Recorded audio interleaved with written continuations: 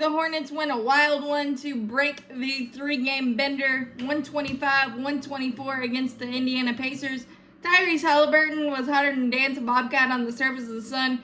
Holding a tiki torch, he had 43, but Lamelo said, locked him down on the last possession, and who would have thought that Lamelo's highlight of the season so far would have been on the defensive end? Yeah, if any Hornets fan had that, they're lying, but really, really good job by Lamelo.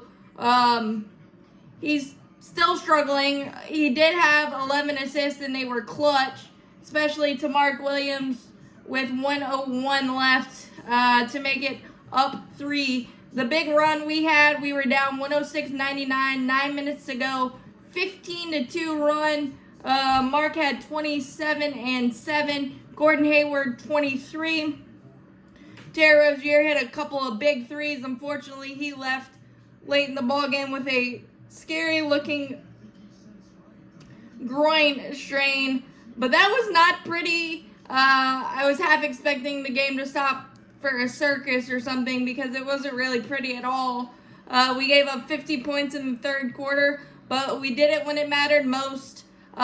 Even though we got the ball back and PJ Washington for some reason tried to dunk it, and then off his knee with about 29 seconds to go, only up 3. Buddy Hield gets an and 1 and then tricks the free throw, and then off of Mark's hand, so the Pacers get it back, but LaMelo's lockdown defense saved the day.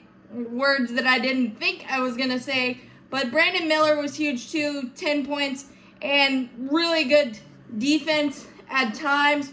There was not a lot you could do on Tyrese Halliburton. He was just that hot today. But again, the three-pointer was the bugaboo for the Hornets. But we made 23 of 23 free throws. Ice in the veins there. Needed every single one of them, obviously. We did have 11 blocks. We did have a great second quarter defensively, giving up only 19. So there is defense in there, and we did a nice job in that quarter, and we hung on like a cat on a screen door to get this W, and it's a good W. I mean, the Pacers are good. Tyrese Halliburton's amazing. They're gonna scare some people in the East. And being on the road at first of a back-to-back, that is a really good stepping stone. Obviously, Terry Rozier's injury is a big-time bummer because he was one of those. He's always scary Terry and the calming force in the fourth quarter. And I don't think those things would have been as helter-skelter in the late in the fourth quarter had he been on the court. But I don't know. It's the Hornets, so whatever.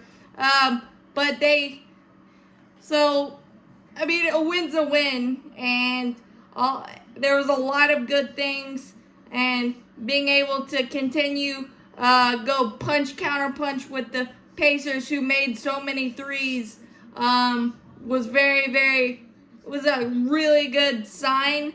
I don't want to keep giving up 124 points and expect to win a lot, because you're not going to do that, but we made the big plays when we had to, and Mark feasted in the paint. Nick Richards also had double-double, 10 points, 10 rebounds, so that was huge as well. JT Thor, a couple of big threes, 7 points for him, 3 of 3 shooting. So a lot to study and a lot to like, but all that matters is it ends up in the right column. So, Buzz City, all flag, go Hornets, what a W. We'll see what we can do against Luka Magic tomorrow in Dallas. Who knows? But prayers up to Terry Rozier. Hopefully that didn't look as bad as it did, but it was a non-contact, and you know non-contacts usually don't end well. But we'll see what happens. But what a gutsy, weird win that was.